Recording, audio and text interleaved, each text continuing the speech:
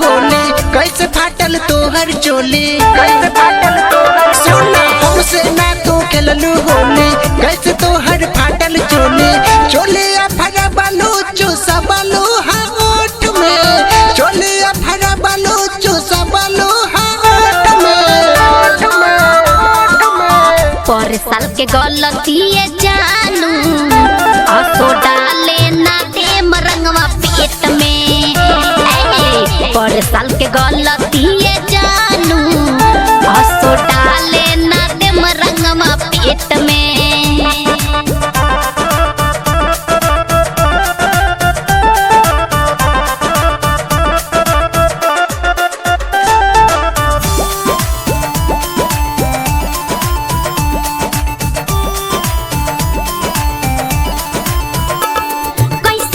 होली डर लागता गाँव घर के लइका पीछे भागता।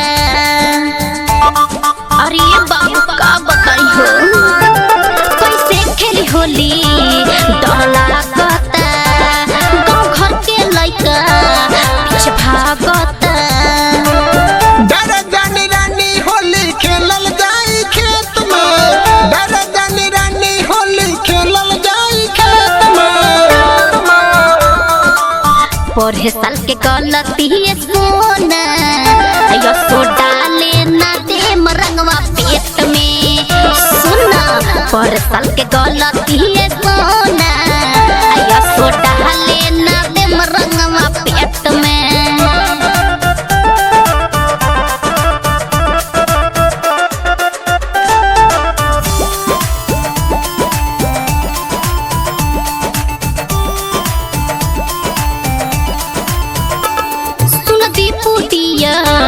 सब जानता ये विकास बलमुआ मुँह चूमता।